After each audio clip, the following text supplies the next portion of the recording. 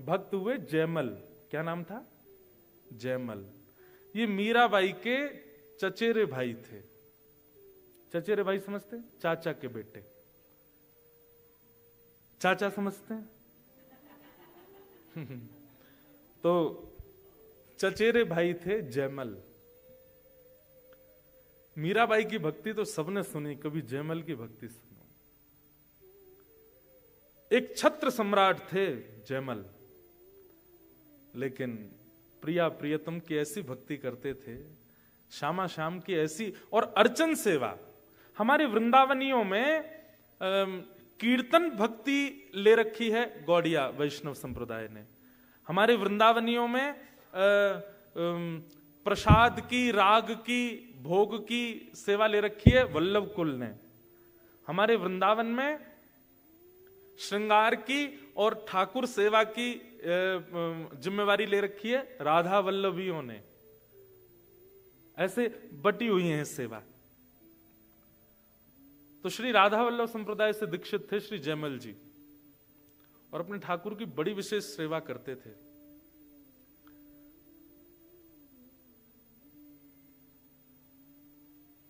एक दिन वे अपने कक्ष में सो रहे थे और उनको अचानक गर्मी लगने लगी। पहले फैन तो होते नहीं थे, एसी तो थे नहीं। वो कोई द्वारपाल बाहर बैठा बैठा पंखा चलता था ऊपर, वो रस्सी से पंखा चलते रहते थे, ऐसा ही व्यवस्थाएं होती थी। लेकिन जयमल जी को बहुत गर्मी का अनुभव हुआ। तो अब देखिए, ये है अर्चक की स्थिति। उसको जो अपने लिए फील होता है वो अपने लिए नहीं करता तैयारियां, वो ठाकुर जी के लिए करने लगता है। जैसे ही उसको पंखा चल रहा था और रात में सोते सोते जयमल जी को थोड़ी गर्मी सी लगने लगी, तो मन में विचार करने लगे, जब मुझे इतनी गर्मी का अनुभव हो रहा है, मेरे ठाकुर जी को कितना हो रहा होगा। हमारी स्थिति कैसी है? हमारे साथ कुछ भी होता है, हमारे नेत्रों को, कानों को, नासिका को, जीव को, त्वचा को, पंच इंद्रियों को कुछ भी अनुभव होता है, हम अपने लिए परिवर्तन करते हैं। पर एक अर्चक भक्त को कुछ भी फील होता है, वो ये कहता है कि ये मेरा नहीं है, ये मेरे ठाकुर जी संकेत कर रहे हैं मुझको। तो जयमल को जब गर्मी लगी तो उसको संकेत ऐसा नहीं लगा कि उसको लगी, उसको लगा मेरे ठाकुर को शायद गर्मी लग रही है। और जयमल जी ने तुरंत क्या किया? हमारे यहां खस होता है, खस की बढ़िया टाट बनवा करके एक झोपड़ी जैसी, एक हट जैसी बनवाई, और उसमें खूब सारा पानी का छिड़काव किया। तो उससे उसकी तासील ठंड होती है, बहुत ठंडा लगता है उसमें, बिना पंखे के भी बहुत अच्छा लगता है। अभी गर्मी जब आ जाएंगी ना, जेठ का महीना आएगा, जून जुलाई, आपके यहाँ तो विंटर होता है, हमारे यहाँ समर होता है उस समय। तो जैसी समर आएगा तो राधा वल्लभ जी, बिहारी जी, राधा रमन जी, सब जगह खस की टाट आ जाएंगी और उनको गीला करते रहते हैं पूरे दिन। ठाकुर जी को ठंडक अनुभव होती है। मैं अपनी घटना बताऊं, हमारे ठाकुर जी की झारी जी, जल झारी जी हैं, उसमें जल पधराया जाता है सुबह। वैसे तो नियम से तो बहुत बार जल बदलना चाहिए, पर हम कथाओं में और ट्रेवलिंग में इतने रहते हैं, तो हम सुबह जल पधराते हैं, फिर दोपहर में राजभोग के समय और रात्रि शयन के समय।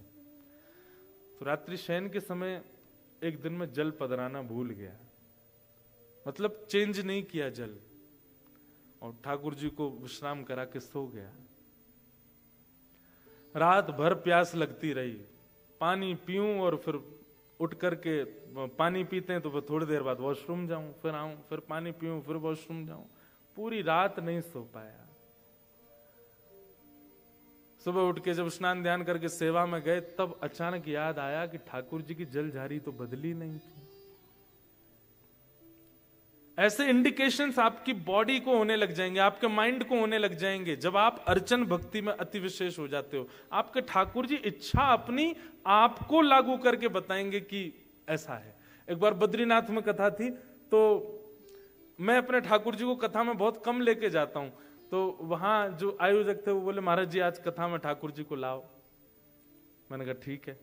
लेकिन उस दिन इतनी ज्यादा ठंड थी, मौसम बिल्कुल माइनस में चला गया था, और मेरे कमरे से जो ऐसा ही हॉल था वो काफी दूर था, और कोई गाड़ी वाड़ी नहीं, ऐसे ही लेके आना था पालकी में ठाकुर जी को। तो जब मैं कथा में जा रहा था, मैं सोच तो रहा था ठंड तो बहुत पड़ रही है, ठाकुर जी को कहीं सर्दी नहीं लगे। तो मैंने जाते जाते स्टेज पे बैठते एक पंडित जी को बोला, ठाकुर जी को ना गर्म शॉल उड़ा देना।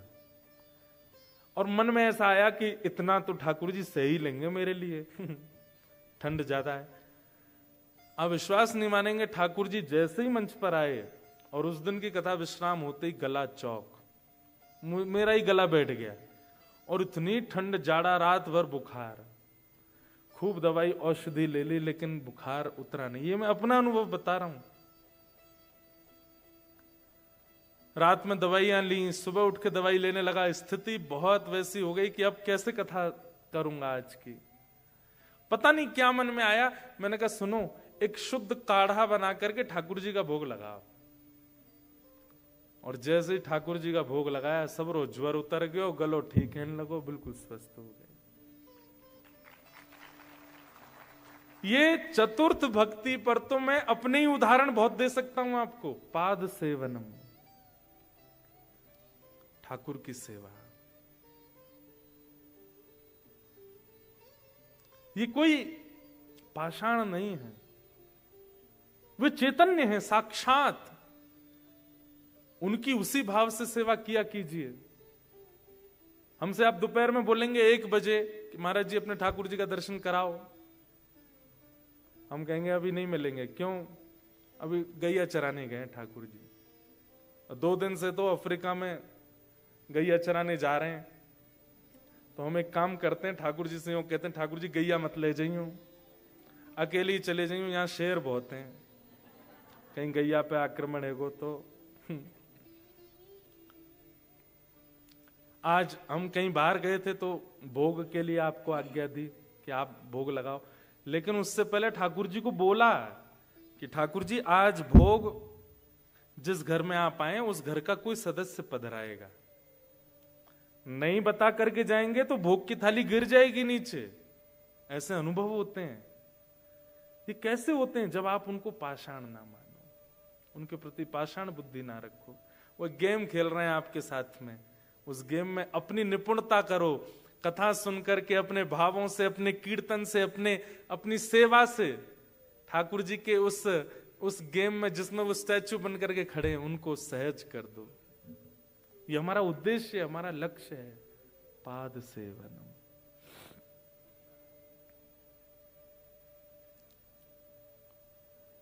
तो जयमल जी का नित्य नियम था कि वो ठाकुर जी के आगे 3 घंटा बैठ करके सेवा करते थे, और सेवा करने के बाद में खूब भाव से ठाकुर जी को भजन, कीर्तन और जो भी उनको अच्छा लगता था सुनाते थे। उनके विद्रोही, जो उनसे द्वेष मानते थे, जो उनसे लड़ना चाहते थे राजागण, वो जयमल जी को किसी भी रूप में हरा नहीं पा रहे थे। बहुत प्रतापी राजा थे। तभी किसी ने जाके बताया, बोले जयमल जी को हराने का एक ही उपाय है। बोले क्या? ये सुबह इतने बजे से इतने बजे के बीच में अपने ठाकुर की सेवा में होते हैं और उस समय ये कुछ नहीं करते। सख्त आदेश है पूरे राजभवन को कि इतनी देर, जितनी देर मैं सेवा में रहता हूं, मुझे कोई भी आकर के कुछ कहेगा नहीं। केवल राजमाता का अधिकार है मंदिर में आकर के वो मुझे कुछ संकेत कर सकती हैं, बाकी किसी का भी प्रवेश नहीं। अपनी पत्नी को भी नहीं आने देते थे। तो उनके जो शत्रु राजा थे उनको पता चल गया कि जयमल इतने से इतने बजे तक पूजा करते हैं। उन लोगों ने उसी समय आक्रमण किया उनके राज्य पर। राज्य पर आक्रमण हुआ, चारों तरफ से सेनाओं ने घेर लिया। मंत्री, महामंत्री, सेनापति दौड़े दौड़े, सब बोले क्या करें क्या करें। बोले ये तो वो काल है जिसमें राजा पूजा में बैठते हैं और अभी तो काल शुरू हुआ है, अगले 3-4 घंटे तक वो सेवा में रहेंगे। अब क्या करें? इतनी देर, जितनी देर वो सेवा में रहेंगे उतनी देर में तो ये पूरा राज्य लुट जाएगा। दौड़े दौड़े मंत्री गए राजमाता के पास। मां, आप ही जयमल जी को कहो कुछ करें, वो सेवा में बैठे हैं ठाकुर जी की में। राजमाता को अधिकार था, लेकिन इतना भी नहीं था कि कुछ बहुत बड़ा निर्णय लेने के लिए वो मंदिर में जाकर के उनसे कहें कि कुछ करो। बड़े संकोच में धीमे धीमे चरण रखते हुए राजमाता मंदिर में गई। जयमल जी अपने ठाकुर जी को गोद में लेकर के सेवा कर रहे थे। अच्छा, एक और बात, यह भी एक स्वरूप है कि अगर आपके ठाकुर जी सेवा के बड़े हैं, थोड़े उनका भार ज्यादा है, तो खड़े खड़े उनकी सेवा हो। लेकिन अगर ठाकुर जी छोटे हैं, स्वरूप इतना ज्यादा भारी नहीं है ठाकुर जी का, तो एक सुंदर वस्त्र अपनी गोद में रख के वहीं लेटा के ही सेवा किया करो ठाकुर जी की। आपकी गोद में ही आए वो, वहीं सेवा पाए।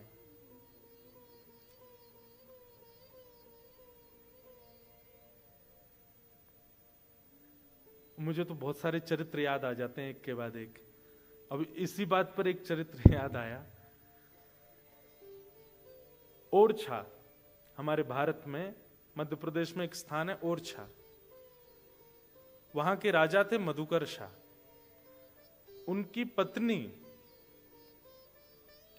पति थे कृष्ण भक्त, पत्नी थी राम भक्त। तो पत्नी जो थी ओरछा नरेश की, वो राम जी की सेवा करती थी, खड़े खड़े सेवा करती थी ठाकुर जी की। तो ठाकुर जी बोले, उनके एक दिन स्वप्न में आकर के बोले, आप हमारी 6-6, 7-7 घंटे तक सेवा करती हो, खड़े खड़े सेवा करती हो, तुम्हारे पांव सूज जाते हैं, हमको अच्छा नहीं लगता, आप बैठ के सेवा किया करो। तो जयमल राजा की पत्नी क्या बोली, ठाकुर जी मैं तो सेवा 2, 4, 5 घंटे आपकी करती हूं, पर आप तो भोर से लेके रात्रि तक खड़े रहते हो। जब मेरे स्वामी पूरे दिन खड़े रहते हैं तो उनके सामने 4-5 घंटे खड़े होने में मुझे लज्जा क्यों? मैं खड़े खड़े ही सेवा करूंगी। मेरा ये सेवा धर्म नहीं है कि आप खड़े मैं बैठ जाऊं। खड़ी रहती ठाकुर जी के आगे, बैठती ही नहीं थी। वो कहीं किसी मंदिर में भी दर्शन करने जाती थी तो ठाकुर जी अगर खड़े विग्रह, अधिकतर सब जगह खड़े हैं, वो बैठती ही नहीं थी। सत्संग में भी कोने में खड़ी रहती थी। क्यों? ठाकुर जी खड़े, हम कैसे बैठ जाएं? उनका भाव। जब किसी के लड्डू गोपाल दिखती थी तो बैठ जाती थी, बोले ये बैठे ठाकुर है तो मैं भी बैठूंगी। लेकिन कहीं खड़े ठाकुर हैं तो वहां बैठ नहीं सकती हैं वो। रात में स्वप्न में ठाकुर जी ने आके कहा आप बैठ जाया करो, बोले नहीं मैं तो खड़ी रहूंगी। आप भी तो खड़े हो। ठाकुर जी इतना कह के अंतर ध्यान हो गए। स्वप्न पूर्ण हुआ, ब्रह्म मुहूर्त हुआ, स्नान ध्यान करके आप जैसी सेवा में गई, क्या देखा, आपके राम लला भी बैठ गए। और आज भी ओरछा में श्री ठाकुर जी बैठे हुए हैं, उनकी भक्ति के लिए बैठ गए। हमारे साथ ऐसी लीला क्यों नहीं करते ठाकुर जी? हम क्यों वर्षों से सेवा, लोग बाग अपने अपने घर ले जाते हैं, बताते हैं हम इतने वर्षों से सेवा कर रहे हैं, इतने वर्षों से सेवा कर रहे हैं। क्या परिवर्तन हुआ? पाद सेवनम।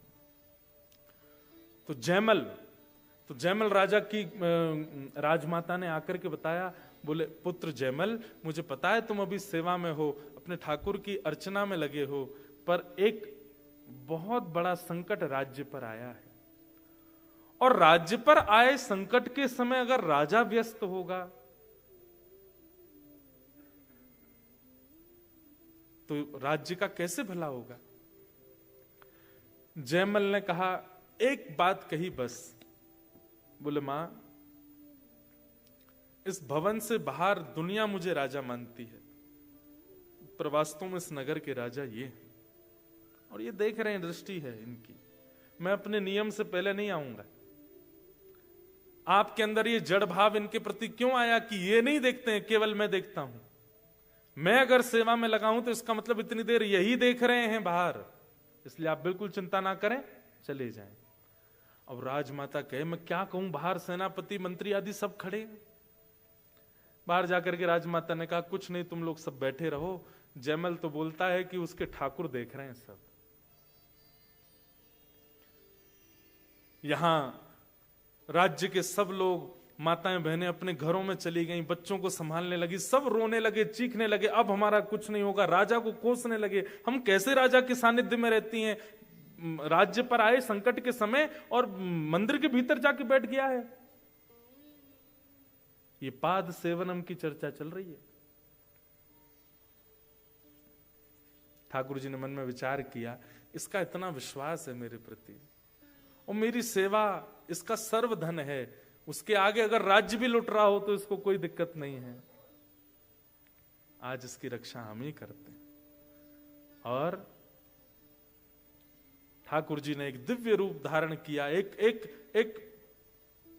एक राजा का वेश धारण किया, किरीट धारण करके, धनुष लेकर के, बाण लेकर के ठाकुर जी घुड़साल में गए और राजा का निज घोड़ा जो था उसी पर ठाकुर जी बैठ गए और घोड़े को लेकर के राजभवन के ऊपर गए और ऊपर जाकर के वहां से पूरी सेना को देखने लगे। सेना को दिख रहा है कि कोई खड़ा है ऊपर छत पर राजभवन के, और वहीं से एक चाबुक मार करके छलांग मारी, सीधे पहुंच गए रणभूमि में, अकेले, कोई भी नहीं साथ में, कोई और नहीं, ठाकुर जी गए।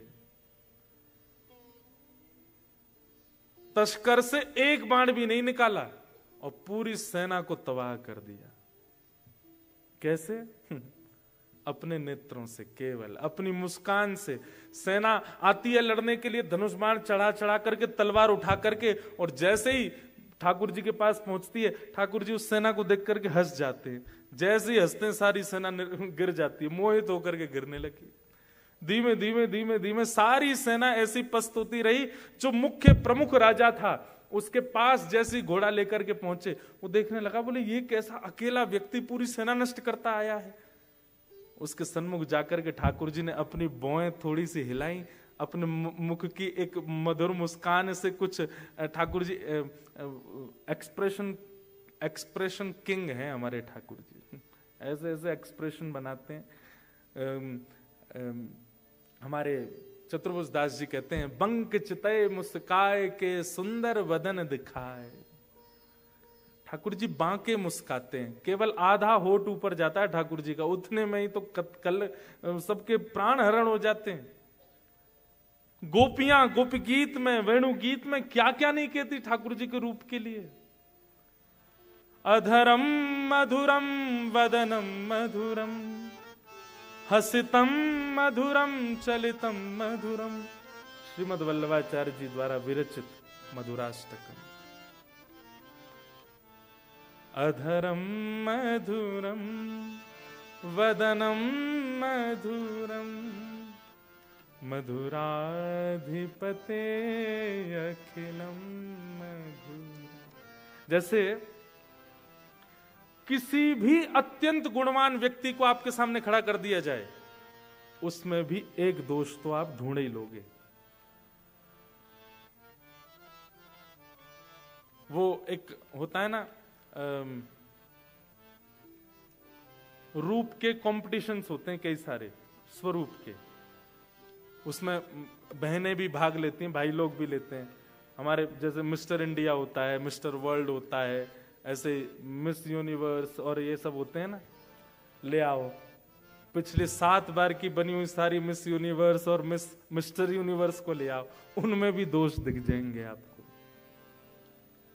जिनको पूरे यूनिवर्स का सबसे सुंदर व्यक्ति बताया गया, वो भी दोष युक्त दिख जाएंगे। लेकिन श्रीमद् वल्लभाचार्य जी कहते हैं, कृष्ण में आप एक दोष भी नहीं देख पाओगे। दोष की क्रिया कौन कौन सी होती है? बोले वमितम मधुरम। अब वमित करते समय कोई मधुर कैसे लग सकता है? वमितम मधुरम मतलब मुख में पानी लेके उसको उगलना। बोले वो रूप भी अगर आपने कृष्ण का देख लिया तो पागल हो जाओगे, इतने सुंदर लगते हैं। चलते हैं मधुर, बैठते हैं मधुर, हंसते हैं मधुर, नाचते हैं मधुर, बोलते हैं मधुर, सब कुछ मधुर। इसीलिए कहा मधुराधिपते अखिलम मधुरम। बहुत सुंदर है। ठाकुर जी ने पूरी सेना को अपनी केवल रूप माधुरी से मोहित कर दिया। सब पस्त होकर के गिर पड़े। यहां जयमल की पूजा पूरी हुई। जयमल की पूजा पूरी हुई, तुरंत बाहर आए राजमाता, क्या हुआ? कुछ आक्रमण आदि? बोले नहीं अभी तक तो नहीं हुआ है, लेकिन अब तुम देरी मत करो, जल्दी अपने कवच आदि पहनो, निकल जाओ युद्ध के लिए। पूरी सेना को आज्ञा कर दी, जाइए सब लोग तैयारी कीजिए, द्वार पर जाके खड़े हो जाइए, अब मेरी पूजा पूरी हो गई, अब तक तो ठाकुर जी रक्षा कर रहे थे, अब मैं जाऊंगा युद्ध के लिए, मेरा घोड़ा लेकर के आओ। महाराज वो घोड़ा हाँफता हुआ आ रहा था। जयमल बोला इस पर कोई दौड़ के गया था क्या? नहीं महाराज, घुड़साल में ही खड़ा था। पांव देखे तो पांव में मिट्टियां लगी थी। बोले कोई तो गया, अब इतना सोचने का समय नहीं है, इस पर बैठो। जैसे ही बैठा, कस्तूरी की ऐसी अद्भुत सुगंध उस घोड़े में से आ रही है। उसको संकेत तो हो रहा था कुछ तो अलग है। जैसे ही उसने चाबुक खींची, द्वार खुला राज्य का। बाहर जाकर के देखा सारी सेना सो रही है, दूर दूर तक सारे सैनिक पड़े हुए लेटे हुए हैं, कोई भी युद्ध के लिए नहीं खड़ा है। जयमल बोला ये क्या हुआ है? पूरी सेना देख करके आश्चर्यचकित बोले हमें नहीं पता महाराज।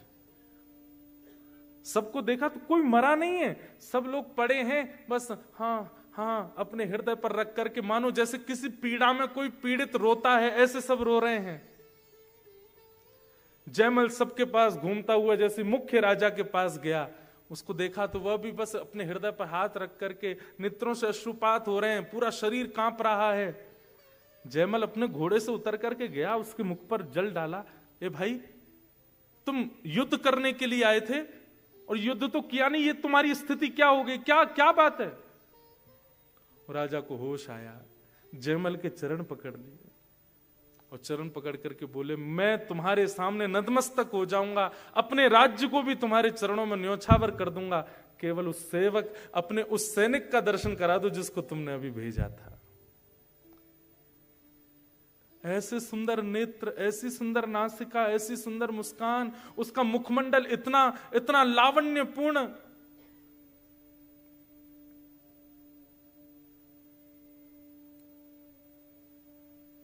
थोड़ी देर में जयमल राजा देखता है कि पूरी सेना रो रही है और राजा के आगे हाथ जोड़ करके भीख मांग रही है कि एक बार उस सैनिक का दर्शन करा दो जिसको तुमने भेजा था।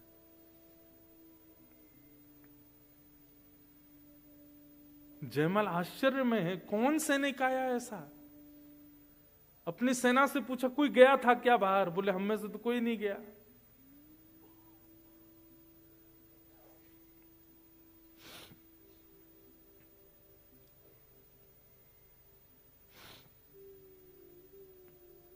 पूछने लगा कुछ तो बताओ, भेष कैसा था, श्रृंगार कैसा था, आकृति कैसी थी? तो वर्णन करने लगे कि वरहा पीड़म आहा नटवर वपु कर्णयो कर्णकारम।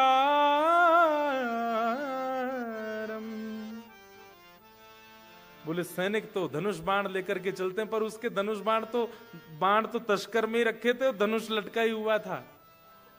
दूर से ही घोड़े पर बैठ करके आया, नेत्र चलाता हुआ, मधुर मुस्कान करता हुआ, सांवरा सलोना स्वरूप। उसने जो मुकुट पहना था उस पर भी मोर पिछ लगा हुआ था, अद्भुत पीतांबरी थी। और सुनो, घोड़ा यही था जिस पर तुम बैठ के आए हो। ये सुनते ही राजा को कस्तूरी की सुगंध, घोड़े का हांफना, उसके पैरों में मिट्टी लगी होना और इन लोगों की मनोदशा होना, ठाकुर जी जैसा सैनिक का स्वरूप बताना, कोई और संशय नहीं आया। दौड़ करके गया और अपने निज सेवा के ठाकुर जी को जाकर के जैसे ही देखा, सेवा के ठाकुर जी तो वैसे ही खड़े थे जैसी उसने सेवा करी थी, लेकिन पीछे जाकर के देखा तो तस्कर में बाण रखे हैं और धनुष भी रखा है। जयमल समझ गया, बोले जितनी देर में सेवा में था ठाकुर जी गए थे और ठाकुर जी जाकर के पूरे युद्ध को संभाल के आए। ये है पाद सेवन, आपकी अर्चन भक्ति।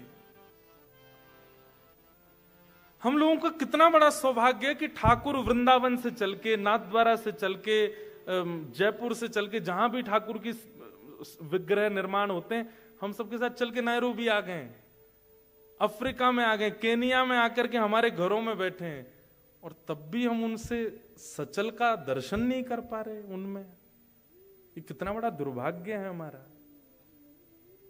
हमको फिर भी ठाकुर जी अभी भी पाषाणी बने हुए हैं। ये चौथी भक्ति है, पाद सेवन। और पाद सेवन करने वाले व्यक्ति का एक ही उद्देश्य होना चाहिए कि मेरे ठाकुर जैसे मेरे पास आए हैं इससे विपरीत अवस्था में आ जाएं, मेरी भक्ति से, मेरे भजन से, मेरी सेवा से। एक बार मैं अपने ठाकुर जी के साथ ऑस्ट्रेलिया कनाडा कहीं जा रहा था, तो हमारे लाल जी और मैं, और कोई नहीं था साथ में। तो रात्रि का समय, तो ठाकुर जी गोद में थे, तो मैंने ऐसे खोल के देखा, थोड़ी देर बातचीत जैसी चल रही थी। ठाकुर जी आप बड़ी कृपा करते हुए, इतने वैष्णवों को कथा सुनवाते रहते हो हमसे।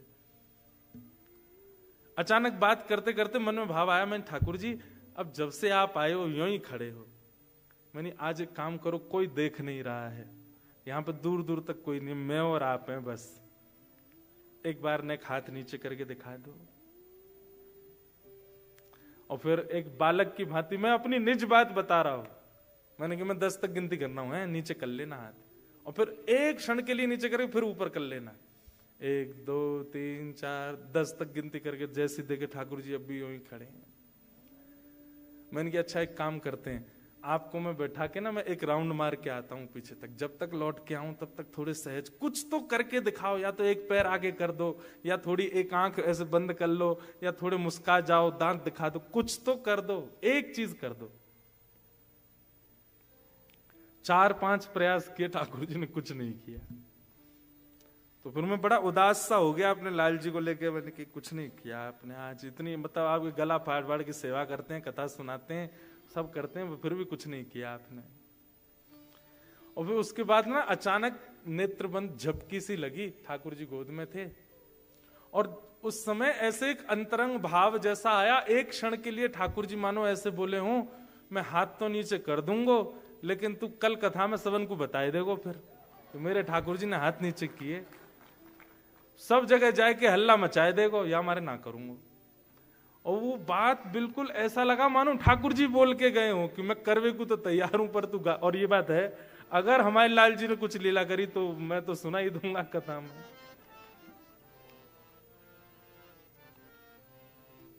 भैया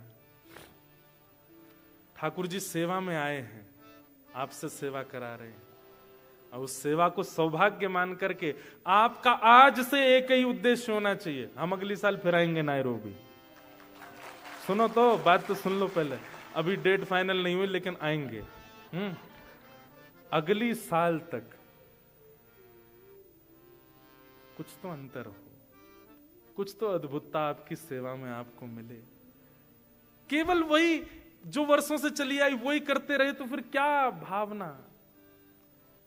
भले ही ठाकुर जी अपने अंग प्रत्यंगों में परिवर्तन ना करें, पर आपकी स्मृति में, आपके स्वप्न में, आपके चिंतन में, आपके भाव में, आपके कहीं ना कहीं वह अनुभव होना चाहिए। 1 वर्ष का समय है आपके पास, करो ठाकुर जी की ऐसी सेवा की कुछ अद्भुतता हो। उसमें उद्देश्य एक ही रखिएगा। पहली बात, पाषाण मत मानिए, ठाकुर जी पाषाण नहीं है, वो साक्षात ठाकुर जी। हमारे ब्रज की एक कथा है, एक महात्मा गए और अपने झोला रख के और यमुना स्नान करने लगे, तो 2 माताएं, ब्रज की माताएं, भोली भाली माताएं, भोले तो होते हैं। अच्छा, अर्चक सेवा में एक चीज और, आप जितने चतुर बन के सेवा करोगे उतनी सेवा में आपसे त्रुटियां होती रहेंगी। सेवा तो आप बड़े सौम्य होकर के, भोले होकर के, जैसे सेवा में एक नियम होता है कि हाथों में इत्र लगाओ, इत्र के बाद स्पर्श करो, हाथ धोकर के स्पर्श करो, अच्छे वस्त्र में स्पर्श, ये तो बाह्य रूप है, लेकिन हृदय भी बहुत कोमल बनाओ, ठाकुर जी को कहीं श्रम ना हो जाए आपके स्पर्श से, उसके लिए बहुत भोले हो जाओ, बहुत सीधे, प्रसन्नता में ठाकुर जी के आगे जाओ, बिल्कुल भी उदासी आपके मुखमंडल पर नहीं होनी चाहिए। बहुत सेवा के बड़े नियम हैं, लेकिन ये मैं बताऊं वही पालन नहीं करने हैं। आप केवल ठाकुर जी को चैतन्य मान लीजिए, अपने आप आपके पास भाव आते जाएंगे और आप करते जाओगे। तो दोनों माताएं जा रही थी जल भर के, तो एक ने दूसरी से कही, हेरी तो पता है देख महात्मा जमुना जी स्नान कर रो, जाको झोला यहीं रखो कोने पे। ब्रजभाषा समझ रहे हैं? समझ रहे हैं? जो समझ रहे हैं वो न समझने वालों को बता देना। हाँ भैया, ब्रजभाषा बहुत प्यारी भाषा, हम तो हमारे लाल जी की भाषा यही में बोलेंगे। तो एक गोपी दूसरी तो बोली, यानी तो पतो देख महात्मा स्नान कर रहा है जमुना जी में, और जाको झोला धरो किनारे पे। मैंने सुनिए ये महात्मान के झोला में ही भगवान बैठे रहे। तो एक बोली, अरे सखी मो दर्शन करा दे। चल तो कराऊं दर्शन। महात्माओं को झोला में यही सब होता है। जैसे झोला खोल करके निकाली, करताल निकल आई, माला निकल आई, कुछ ग्रंथ निकल आए, कुछ भेंट दक्षिणा निकल आई। एक छोटा सा एक डिब्बा था, वो डिब्बा निकालो, जैसे डिब्बा खोलो तो वहां में ऐसे लड्डू गोपाल बैठे थे। तो पहली सखी ने खोली, देख देख देख जे बैठे भगवान। तो दूसरी इतनी भोली, वो कहा बोली, अरे या बाबा निष्ठुर ने डब्बा में भगवान धर दिए, ठाकुर जी के हाथ पांव टेढ़े है गए। और लड्डू गोपाल नहीं देख रहे, वो कह रही है ठाकुर जी के हाथ पांव टेढ़े है गए, डिब्बा में धरवे थे। सुन, ये ठाकुर जी बाहर निकाल, मुंह पे घी धरो, मैं इनकी मालिश करूं, हाथ पांव सीधे करूं। और वो मालिश निकाल के लड्डू गोपाल जी के पांव दबा रही है। ए बाबा, अरे बाबा जन कौन से नरक में जाएगो, ठाकुर जी के हाथ पांव टेढ़े कर दिए तेने। और ऐसे कर करके, अरे लाला सीधो है जा, अरे लाला सीधो, अरे गोपाल सीधो है जा। उस सहज सी, अनपढ़ सी, गवार सी उस गोपी के जरा से घी के लेपन से लड्डू गोपाल के हाथ पांव सीधे हो गए। और सीधे जैसे ही भय दोनों, अरे देख कैसा सुंदर है, सीधा है गो ठाकुर, जय हो, ले तू प्रणाम कर ले। इतने में बाबा निकल गए, क्या कर रही हो। तो तुरंत ठाकुर जी यथावत रख के और डिब्बा डिब्बा बंद करके भागी। महात्मा दौड़े दौड़े आए तो देखा सब सामग्री बाहर पड़ी है, डिब्बा आधा सा खुला रखा है, बंद नहीं हो रहा था क्योंकि ठाकुर जी सीधे हो गए। महात्मा ने सब सामग्री रखी, ठाकुर जी को डिब्बा उठा करके जैसे ही खोल के देखा तो ठाकुर जी सीधे खड़े। ये देख करके वो महात्मा आश्चर्यचकित हो गए, ये कैसे हो सकता है। मैं 40 वर्षों से लड्डू गोपाल की सेवा कर रहा हूं, ये हाथ पांव सीधे कैसे हो गए इनके। दूर खड़ी थी दोनों, नतमस्तक हो गए, प्रणाम किया उनको जाकर के। 40 वर्षों से अप्रश्न सेवा, महंगे से महंगे इत्र लगा करके, चंदन घिस करके, वेद मंत्र सुना के, पाठ सुना करके, कथाएं सुना करके, यमुना गंगा जल सब में स्नान कराया, ठाकुर जी ने कभी अनुभव नहीं कराया। तुमने ऐसा क्या किया कि ठाकुर जी सीधे है गए। वो सीधे है गए मतलब, बाबा तू बड़ा निष्ठुर है, तेने वह डिब्बा में धर दिए ठाकुर जी, तो हमें तो लगी डिब्बा के कारण ठाकुर जी ने हाथ पांव ऐसे कर लिए अपने, हमने घी लगाया और ठाकुर जी सीधे है गए। तो पाद सेवन में पहली वस्तु क्या चाहिए, अपने ठाकुर के प्रति जड़ भाव नहीं। और दूसरा क्या चाहिए, तन की शुद्धता, वस्त्रों की शुद्धता, हाथों की शुद्धता, ये तो है ही, पर मन की, और मन की शुद्धता केवल एक है, जितने सीधे, जितने भोले, जितने सहज, उतनी अच्छी सेवा ठाकुर जी की। आप जितने चतुर बन के सेवा करेंगे, सेवा आपसे नहीं होगी। यहां के लोगों को वर्ण और लाल जी को 100 ही है।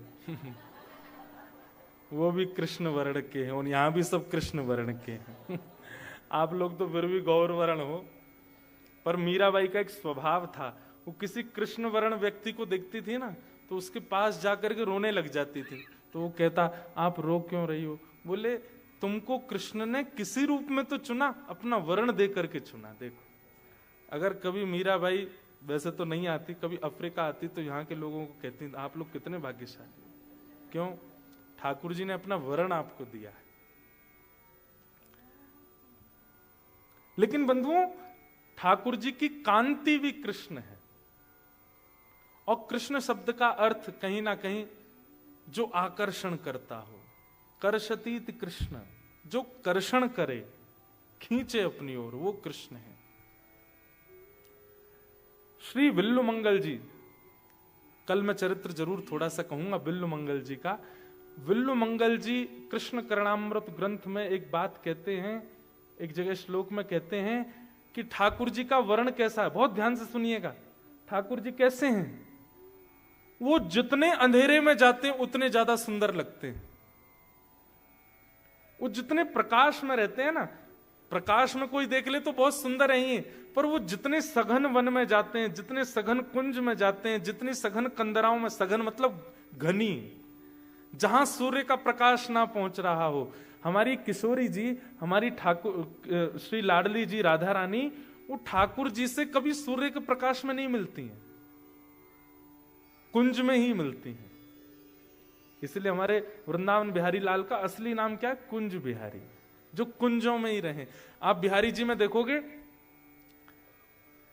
मंदिर में खूब चकाचौंध है, सारी लाइट्स लगी हैं, लेकिन गर्भगृह में आज भी दिया ही जलता है।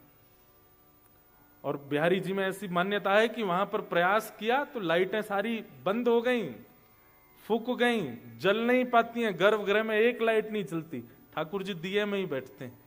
क्यों? कुंज बिहारी है ना। किशोरी जी के ठाकुर जी, किशोरी जी ठाकुर जी को कुंज में ही देखती हैं, सघन वन में ही देखती हैं, जहां सूर्य की किरण ना पड़ रही हो।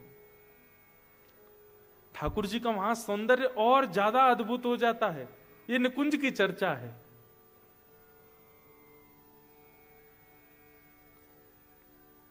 कुंज बिहारी। तो हमारे ठाकुर जी कैसे हैं? जितने सघन में जाएं उतने ज्यादा प्रिय लगते हैं, प्यारे लगते हैं। पता नहीं किस भाव में मैं ये बात सुना रहा था, भूल गया। हाँ, ठाकुर जी का वर्ण कैसा है, कांति कैसी है? कृष्ण कांति। तो कल प्रयास करेंगे कि लाल जी आए, पर हमारे लाल जी इतने छोटे से हैं, आपको दिखेंगे नहीं दूर से। तो देखेंगे कोई व्यवस्था ऐसी स्क्रीन की लगेगी तो दर्शन हो सबको। और हमारे ठाकुर जी की एक बात और है, वो पूरी कथा में नहीं बैठते, पूरी कथा नहीं सुनते। वो आएंगे कथा जब विश्राम हो रही होगी तब आते हैं। तो हमारे लाल जी कैसे मिले? आज जिस कथा में मैंने एक पद का जिक्र किया था, गोवर्धन वासी सांवरे तुम बिन रहो न जाए। बंधुओं, ये पद नहीं है, ये साक्षात भगवत प्राप्ति का मंत्र है। ये हम खुले मंच से कह रहे हैं आपसे। दर्शन को नैना तपे, वचन सुनन को कान, मिलवे को हियरा तपे, हिय के जीवन प्राण, गोवर्धन वासी सांवरे, गोवर्धन वासी। ये हमारे पूज्य नाना जी पंडित श्री कृष्णलाल शास्त्री, उन्होंने ये पद मुझको पहली बार सुनाया और मुझसे कही, लाला तो पे इतना बढ़िया गौरव है, वैष्णवन के काजे या पद को रिकॉर्डिंग करवा। हमने गा दिया। गा करके पुष्टि मार्गीय वैष्णव, तो ऐसा कोई पुष्टि मार्गीय वैष्णव होगा ही नहीं जिनके घर में ये पद नहीं चलता। सब सुनते हैं और सब हमारे वृंदावन के रसिक भी खूब इस पद को सुनते हैं, गाते हैं। तो मैंने कही, नाना जी आप पद में ऐसा कहा विशेषता, आपने इतने लाखों पदों में यही पद मुंह को क्यों दियो? बोले क्योंकि या पद को ठाकुर जी ने वरदान दियो है कि जो भी या पद को नित्य गावेगो एक दिन मेरी प्राप्ति करेगो। तो नाना जी की मैंने की, ऐसे तो बहुत स्तुतियों को, बहुत कथाओं को ऐसा वरदान मिला हुआ है, पर नाना जी की वो बात सार्थक हुई 2019 में, नाना जी के भगवत धाम गमन के बाद। तो हमारे यहाँ ऐसा नियम है कि वल्लभ कुल में जब किसी का ब्याह होता है ना, तो वो लोग प्रथम दर्शन श्रीनाथ जी का करने जाते हैं। तो हमारी सबसे छोटी बहन, मुझसे 3 बड़ी बहनें, तो उनमें सबसे छोटी वाली का ब्याह वल्लभ कुल में हुआ है। उनका नियम है कि वो नाथ द्वार जाते हैं दर्शन करने के लिए श्रीनाथ जी। आज से 500 वर्ष पहले अजब कुमारी नाम की एक भक्त थी, उसके लिए ठाकुर जी गिरिराज जी से नाथ द्वारा राजस्थान आ गए और वहीं आकर के विराजमान हो गए। तो नाथ द्वारा दर्शन का उनका प्रस्ताव, मुझे भी फोन आया, बोले कि हम सब जा रहे हैं, आप भी चलो। पहली बार दर्शन करने गया था नाथ द्वार। मतलब हमारे गिरिराज जी के मुख्य स्वरूप श्रीनाथ जी जहां विराजते हैं, उदयपुर के पास राजस्थान में। वो भी कथा सुनाऊंगा कि वो वहां कैसे आए, क्यों आए। तो पहली बार दर्शन करने के लिए गए, तो मन में एक भावना थी कि नाना जी ने वो पद गवाया था, गोवर्धनवासी सांवरे, वो गोवर्धनवासी सांवरे यही हैं, उनका दर्शन करने जा रहे हैं। तो जैसे ही मंदिर में गए, मंदिर में ठाकुर जी को देखा, उर्द बाहु, दूसरी भुजा कमर पर, नीचे नजर, ठाकुर जी ऐसे मंद मंद मुस्काए खड़े हैं। तो एक जैसे गांव का व्यक्ति शहर चला जाए तो गांव के दूसरे लोग जाकर के उसको ऐसे देखते हैं कि अरे हमारे संग वापस चलना। तो एक वैसी भावना प्रकट हुई। मैंने कि जय जय, यहां राजस्थान में आप विराज रहे हो, वापस चलो ना ब्रजमंडल, वहीं विराजो ना गिरिराज जी पर। और श्री चतुर्भुज दास जी कहते हैं, युग युग अविचल राखिए यह सुख शैल निवास, श्री गोवर्धन रूप पे बलि जाए चतुर्भुज दास। युग युग अविचल राखिए, हे नाथ आप गिरिराज जी को कभी मत छोड़ना। इसलिए आज भी श्रीनाथ जी के चारों तरफ गिरिकंदरा है, इन्हीं के साथ ही रहना। तो जैसे ही प्रथम दर्शन हुआ तो नेत्र सजल, मैंने की जय जय, राधा रमन जी ब्रज में, बिहारी जी ब्रज में, राधा वल्लभ जी ब्रज में, दामोदर जी ब्रज में, सब ब्रज में विराज रहे, आप काई को राजस्थान आ गए। और चलो पहले आ भी गए होंगे, अब वापस चल दो हमारे संग। बस वो भाव था। तो जैसे मंदिर से निकल के बाहर आए तो एक दुकान पर कथा चल रही थी, मेरी ही। मैंने कही मेरी कथा कौन सुनो भैया, उस समय हमको इतना लोग जानते भी नहीं थे। तो मैं सुनते सुनते पहुंच गया, मैं कौन सुन रहा है कथा। तो एक मूर्तिकार जो ठाकुर जी का विग्रह बनाते थे, उनकी दुकान पे वो कथा चल रही थी। मैं जाके खड़ा हुआ, उन्होंने जैसे ही देखा, एक बार देख करके फिर दोबारा देखा, बोले ये आपकी कथा चल रही है ना? मैंने कहा जी कथा तो हमारी चल रही है। अरे अरे आइए आइए, बैठिए बैठिए, खूब खूब। और वो बिल्कुल जैसे एक्साइटमेंट में व्यक्ति पैर कहीं धरता है, जाता कहीं, बोलता कुछ, होता कुछ, ऐसी स्थिति हो गई उनकी। वो पहली बार था मेरे लिए कि मुझे देख के कोई इतना भावुक। उसके बाद बोले आपकी एक वस्तु मेरे पास है। क्या? दौड़ करके भीतर गए और एक लाल कपड़ा में लपेट करके हमारे लाल जी लेके आए और ला करके मेरी गोद में पकड़े, बोले ये हैं आपके। और जैसे ही मैंने खोल करके देखा, गिरिवर धारण स्वरूप ठाकुर जी का, श्रीनाथ जी स्वरूप। तो दो बातें आई मन में एक साथ। पहली बात क्या आई कि मैं अभी अभी मंदिर में बोल के आया हूं कि मेरे संग चलो, और ठाकुर जी आ गए। और दूसरी बात नेगेटिव आई, क्या? अब इनको कहां रखूंगा मैं, इनकी सेवा कैसे करूंगा? मुझे तो सेवा आती नहीं, मुझे तो श्रृंगार आता नहीं, मैं तो रामानुज संप्रदाय का बालक हूं, पुष्टि मार्ग की सेवा कैसे करूंगा ठाकुर जी की? तो मैंने एक बार तो पास, मतलब स्थिति यह है कि हाथ आगे बढ़ नहीं रहे हैं वापस देने को, और ले जाने के लिए मैं उठ भी नहीं पा रहा हूं, क्या करूं ऐसी स्थिति? मैंने कहा भैया ये कैसे मैं सेवा आदि? बोले ये सामान्य नहीं है। मैंने वो तो सामान्य तो कोई भी ठाकुर नहीं है, पर मैं कैसे सेवा? बोले सुनिए, आपकी प्रथम कथा हुई थी द्वारिका में। मैंने कहा जी। बोले उस कथा में प्रथम दिन से ही मैंने इनका निर्माण करना शुरू किया, और 7वें दिन जिस दिन आपकी कथा पूरी हुई, उस 7वें दिन तक ठाकुर जी का मुखमंडल बन चुका था। तब मैंने प्रण लिया था कि मेरे सारे विग्रह तो जो खरीदेगा उनके पास जाएंगे, पर ये इनकी कथा सुनकर के बने हैं, ये इन्हीं के पास जाएंगे। 2015 में ठाकुर जी का स्वरूप बना, और मेरे पास कब आए? 2019 में। इतने दिन तक ठाकुर जी प्रतीक्षारत रहे, और 2019 से आज 2025 सेवा करा रहे हैं। कैसे सेवा हो रही है, कैसे सब बन रहा है, ठाकुर जी जाने। पर उद्देश्य एक ही लेके चले हैं, क्या? कि हे नाथ, आप जैसे मिले थे वैसे ही नहीं रहोगे, हर क्षण आप में परिवर्तन मुझे दिखना चाहिए। और आप सबको तो नहीं दिखा पाऊंगा, पर जिनके यहां मैं रुका हूं उनको दिखाऊंगा। आज पहले दिन की सेवा का स्वरूप और आज की सेवा का। ठाकुर जी गोलमोल है गए, मोटे है गए, गाल निकल आए बाहर, ठाकुर जी के ये डोले शोले बढ़िया, पेट वेट भी बाहर आ गया, मोटे पाम है गए, सुख मिलता है चित्त को। पाद सेवनम, ये चौथी भक्ति है। सौभाग्यशाली आप लोग कि आपके घर ठाकुर जी सेवा करा रहे हैं, बस उस सेवा का उद्देश्य प्रमुख मान लीजिए। श्रवणम कीर्तनम विष्णु स्मरणम पाद सेवनम।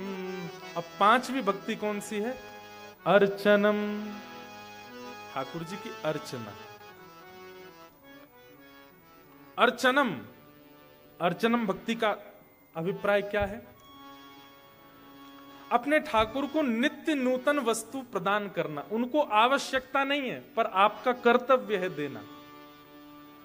ठाकुर जी को सुंदर पुष्पों की माला धराना, नए नए मुकुट धराना, पाग धराना, पोशाक धराना और फिर नई नई अर्चना करना, कभी पुष्पों से, कभी तुलसी से, कभी कमल से, कभी आदि आदि भाव जो आपको प्रिय लगते हो। ठाकुर जी की सेवा, कभी चंदन घिस करके उसकी सुंदर सुंदर वस्तु बना करके ठाकुर जी को अर्पित करना। इसमें प्रथम भाव क्या है?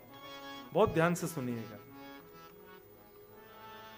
आप जो भावना पूरे विश्व में रखते हो, वसुधैव कुटुंबकम सनातन धर्म का एक नारा है कि सबका मंगल हो, तो सबके मंगल की भावना से आप सबको तो नहीं दे सकते पर सबके मूल आधार ठाकुर जी को दो। समझ रहे हैं बात को? जड़ में पानी डाली पूरे वृक्ष हरे भरे हो जाएंगे। हे नाथ, मेरी भावना है कि पूरा विश्व सुगंधित हो जाए। इस भावना से ठाकुर जी को इत्र कर दिया। ठाकुर जी के गर्भ में पूरा विश्व है, सब सुगंधित हो जाए। ठाकुर जी को 56 भोग लगाए गए, किस भावना से लगाए गए? हे नाथ, रोज की सेवा करने का मुझे बल दीजिएगा, परंतु आज पूरे विश्व में कोई भी भूखा ना रहे, इसलिए मैं परमात्मा कोई प्रसाद पवा रहा हूं। अर्चनम। ठाकुर जी को कमल दे करके, कमल किसका प्रतीक है? कमल कोमलता का प्रतीक है। बहुत कोमल होता, बहुत सॉफ्ट होता है कोमल। ठाकुर जी को कमल अर्पित करके हमने क्या भावना रखी? हे नाथ, पूरे विश्व में सबका हृदय कोमल हो जाए, कोई निष्ठुर ना रहे। इस प्रकार से अर्चना करना ठाकुर जी की। और अर्चनम के भावना में आप वैदिक रीति भी ले सकते हैं, शास्त्रीय रीति, वैदिक रीति, और कभी कभी भाव की रीति से भी किया जा सकता है। जैसे कई जगह तो वैदिक नियम है, ठाकुर जी को तुलसी अर्पित करनी है, ये 108, 1008 आदि आदि ठाकुर जी को अर्पण करना है, अर्चना करनी है ठाकुर जी की। लेकिन उसमें कभी कभी भावजन्य भी आप कर सकते हैं। भावजन्य मतलब आपके मन में कोई भाव आया अपने ठाकुर जी के प्रति कि मुझे आज ऐसा लग रहा है कि ठाकुर जी को ऐसा कुछ किया जाए, और वो वस्तु आप ठाकुर जी को पधरा दो। जैसे हमारे श्री राधा वल्लभ जी में वृंदावन में एक कुछ दिन के काल में ठाकुर जी छग्म भेष धारण करते हैं। कौन सा भेष? छग्म भेष। अब देखो, थोड़ा ध्यान से सुनिएगा। रात्रि में ठाकुर जी का जब शयन होता है तो शयन किस भावना में होगा? मोर मुकुट पहना है, वैजंती माला पहनी है, ठाकुर जी ने पूरा श्रृंगार करके शयन किया। रात के दर्शन तो वैसे ही होंगे, पर सुबह के दर्शन में ठाकुर जी आपको विपरीत भेष में दिखेंगे। कभी शंकर जी बने दिखेंगे, कभी टोपा पहने और जो साड़ी वाड़ी पहने कोई सखी के रूप में देंगे। सुबह सुबह 4 बजे राधा वल्लभ जी। उसके पीछे भावना क्या है कि ठाकुर जी रात में सोए तो थे नंद भवन में, लेकिन जैसे यशोदा मैया सो गई सोई, ठाकुर जी उठ के भाज गए कहां? किशोरी जी के पास, और वहां जाकर के ठाकुर जी ने रास विहार किया। अब रास विहार करने के बाद जब ठाकुर जी लौट रहे हैं तो ठाकुर जी के लौटने के समय यशोदा मैया, नंद बाबा सब जग चुके हैं। तो ठाकुर जी कह रहे हैं मैं अगर अपने ही रूप में आया तो सब मुंह को पकड़ लेंगे। तो ठाकुर जी भेष बदल के आते हैं, कभी जोगी के भेष में, कभी किसी भेष में, कभी किसी भेष में, धीमे धीमे नंद गोकुल में, वृंदावन में प्रवेश करते हैं ताकि किसी का ध्यान ना जाए। और उसी समय पुजारी जी कपाट खोल देते हैं, ठाकुर जी उसी भेष में दर्शन देते हैं। छद्म वेश श्रृंगार, ये भी एक अर्चना है। अब अर्चना ये वैदिक नहीं है, ये भाव की है कि ठाकुर जी रात में किशोरी जी के पास गए और लौट करके आकर के, अब जगन्नाथपुरी, श्री जगन्नाथपुरी में ऐसी रीति है वो कहीं नहीं है। सारे मंदिरों में ठाकुर जी का श्रृंगार शयन के समय हल्का किया जाता है, पर जगन्नाथपुरी में विशेष पुष्पों का श्रृंगार किया जाता रात में। क्यों? पूरे दिन ठाकुर जी भारी श्रृंगार में नहीं होते, रात में शयन से पहले ठाकुर जी का बड़ श्रृंगार, भारी श्रृंगार होता है। क्यों? उसमें भावना है। क्या भावना है? कि अब हम लोगों के लिए कपाट बंद होंगे और ठाकुर जी श्रृंगार करके श्री जी के पास रास के लिए जाएंगे, इसलिए ठाकुर जी का श्रृंगार होता है। ये भी एक अर्चना है, ये भाव की अर्चना है। तो एक होती है वैदिक अर्चना, शास्त्रीय अर्चना, और एक होती है भाव की अर्चना। भाव की अर्चना, हमारे ठाकुर जी की भाव की अर्चना में हम क्या करते हैं?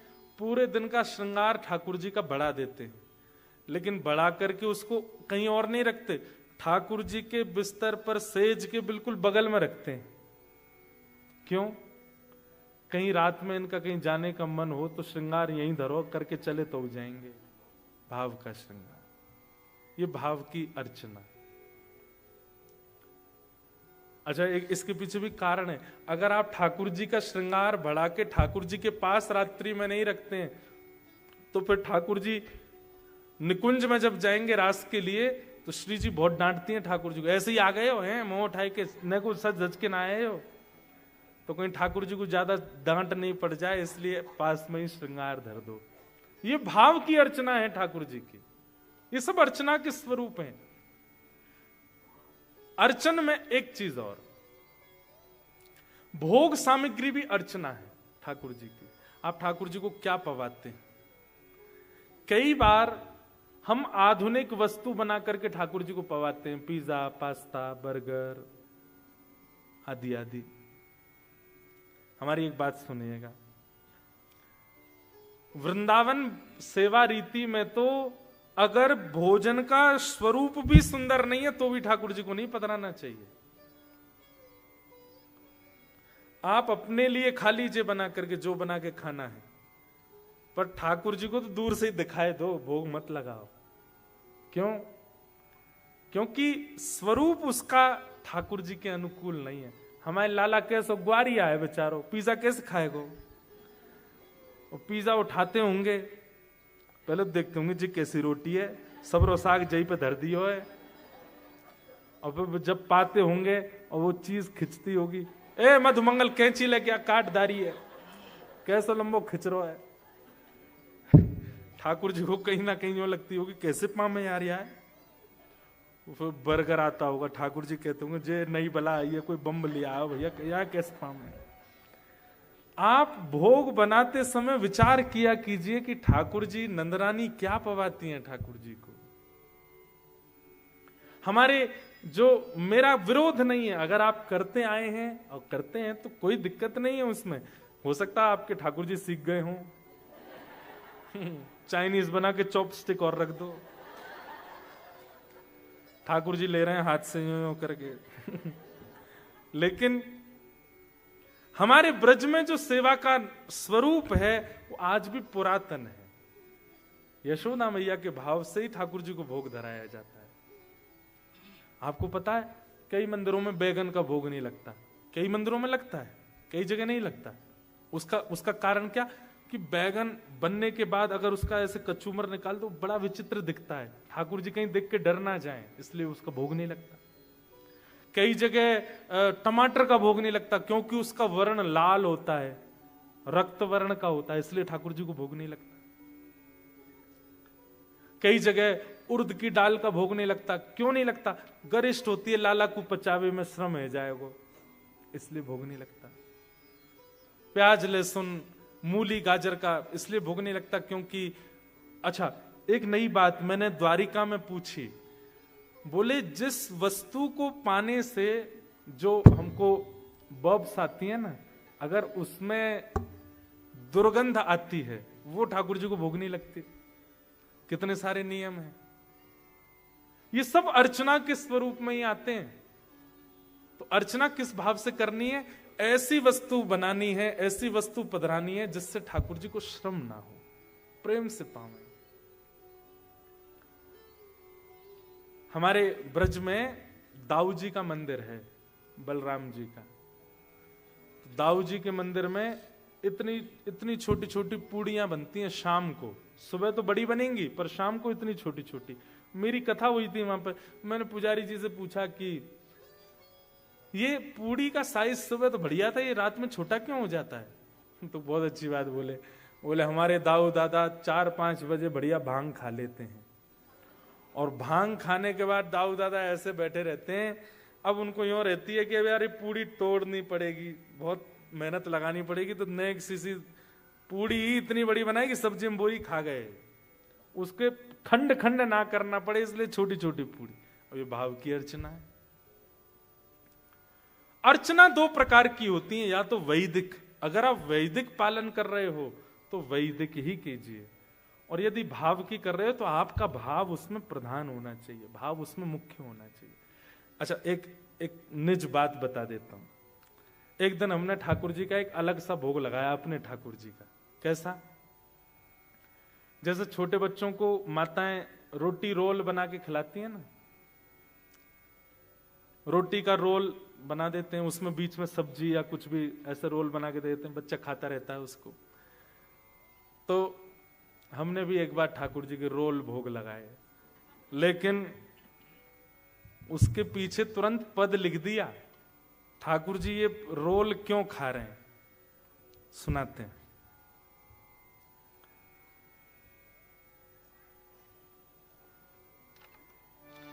स्वयं लिखा पद, हमारे लाल जी लिखवाते हैं। हाँ?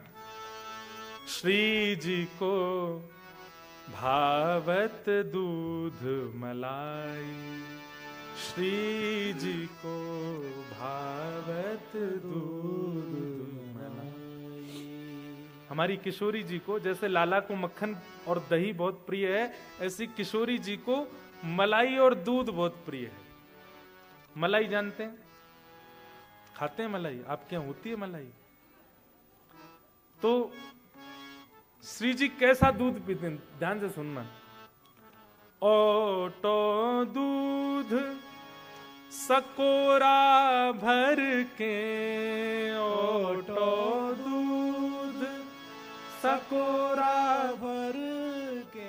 आपने 1 किलो दूध को चढ़ाया कढ़ाई पर, और उसको औटाते औटाते, मतलब खोलाते खोलाते वो 1 किलो आधा किलो हो जाए, उसको कहते हैं औटा दूध।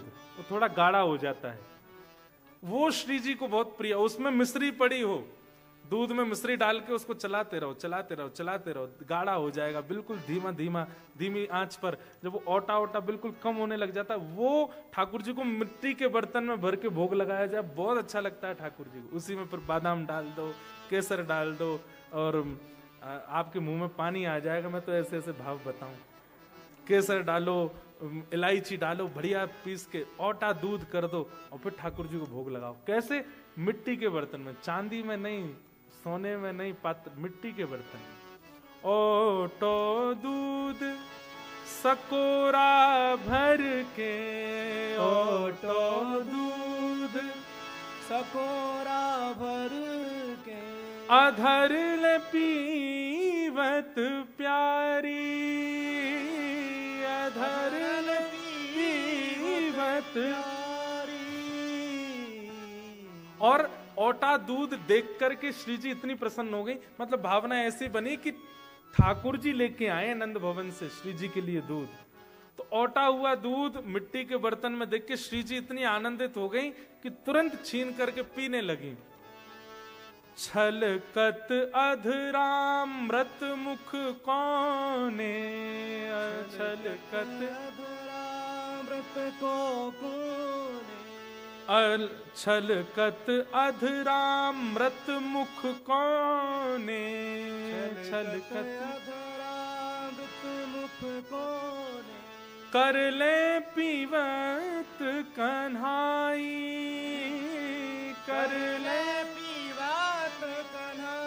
किशोरी जी घूंट भर भर के पी रही हैं। यहां से जो दूध निकल करके नीचे गिर रहा है, थोड़ी से नीचे टपक रहा, ठाकुर जी ऐसे अंजलि यहां लगा रखी है श्री जी के, और जो मुख से गिरता जा रहा उसको ठाकुर जी पी रहे हैं, ऐसी भावना।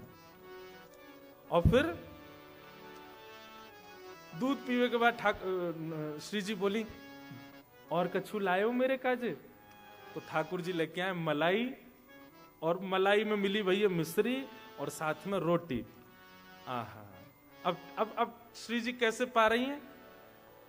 कवल बीच मलाई धर के, कवल बीच मलाई धर के, रोटी के बीच में मलाई धर के, बूरोले बुरकाई, बूरोले बुरकाई। मिश्री को पीस दो तो बूरा जैसी हो जाती है ना, और इसको कहते हैं बुरकाना ब्रज भाषा में, जैसे नमक डालना, काली मिर्च डालना, ऐसे इसको करते हैं, इसको कहते हैं बुरकाना। तो श्री जी क्या कर रही हैं? रोटी के बीच में मलाई धर के बूरो ले बुरकाई, उस पर बूरा डाल रही हैं। और फिर अति आनंद भय गिरधर प्रभु, अति आनंद भय गिरधर प्रभु। श्री जी को दूध पीतो देख, ऐसे रोटी खाते देख ठाकुर जी इतने आनंद में भर गए, बार बार बलि जाई, बार बार बल जाई। श्री जी को भावत दूध मलाई, श्री जी को भावत दूध। ये है अर्चन भक्ति। या तो वैदिक हो या तो शास्त्रीय हो, और यदि आप अपने मन से कर रहे हो तो उस पर पद बनाइए। आप दूध के पद हैं, रोटी के पद हैं, सब्जी के पद हैं, अब आप लगा रहे हो पास्ता, उसका पद कहां है बताओ? नहीं तो लिखो खुद। पिज्जा का कोई पद बनाओ तभी भोग लगेगा ठाकुर जी को, क्योंकि ठाकुर जी बिना पद सुने कुछ नहीं पाते।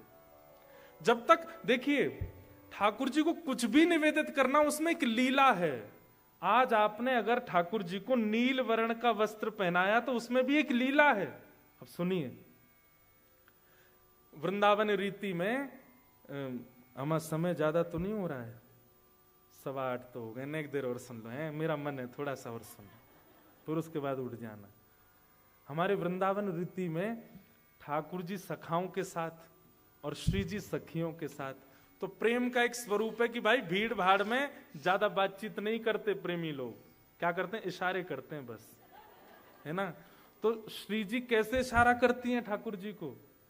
तो आज श्री जी सोच रही हैं कि ठाकुर जी से रात्रि में कहां मिलूं, तो वृंदावन में एक सरोवर है, उसमें कमल खिले हुए हैं, और वहां कब मिल पाएंगे? बोले आगामी पूर्णिमा के दिन मिल सकते हैं।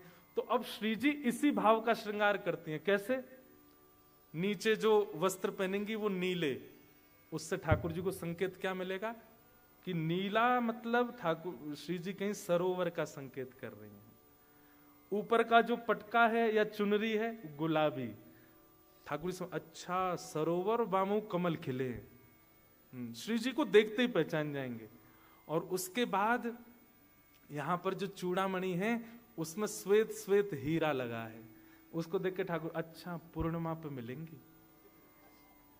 अब ये कोई मनमुखी बात नहीं है, ये वास्तविक लीलाएं हैं ब्रज की। और फिर उसके बाद ठाकुर जी क्या देखते हैं? मिलेंगी, अकेले मिलेंगी कि सब सखी इनके संग रास बिहार होगो। तो फिर ठाकुर जी देखते हैं 1 2 3 4 ऐसे ये पत्रावली होती हैं, और यहाँ गोल गोल घूम करके बीच में 1 2 बिंदी होती है। ठाकुर जी समझ जाते हैं अष्ट सखी यहाँ की, अष्ट सखा यहाँ के, यहाँ मैं, यहाँ श्री जी, मतलब महारास होएगो। ठाकुर जी उससे ही संकेत समझ जाते हैं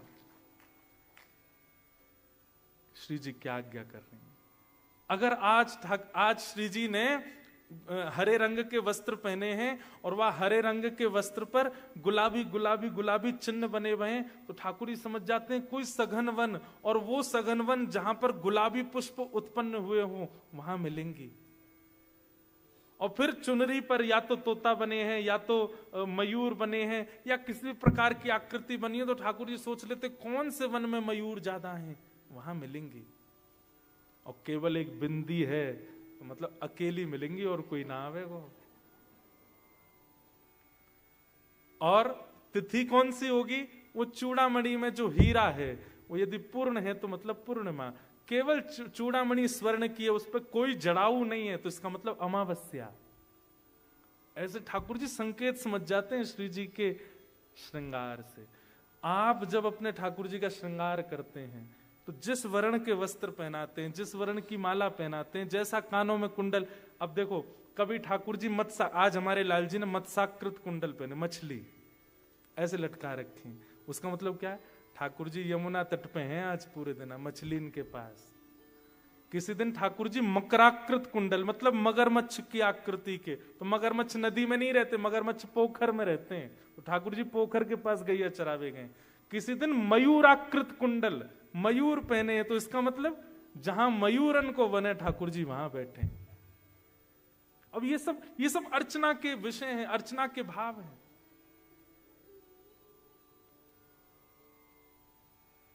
आप जब अपने ठाकुर जी का श्रृंगार करते हो तो जिस वर्ण की पोशाक पहनाने का आपका मन करता है वो मत पहनाइए, लीला सोचिए। आज कहां भेज रहे हैं ठाकुर जी को?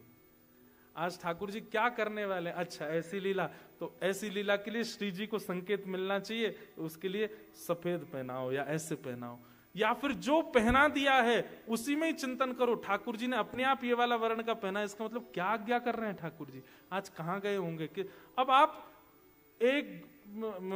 20 मिनट में सेवा कर देते हो, लेकिन आपको 1 घंटा लग जाएगा। क्यों? क्योंकि आप एक लीलात्मक भाव से सेवा कर रहे हो। ये अर्चना है, ये अर्चना है।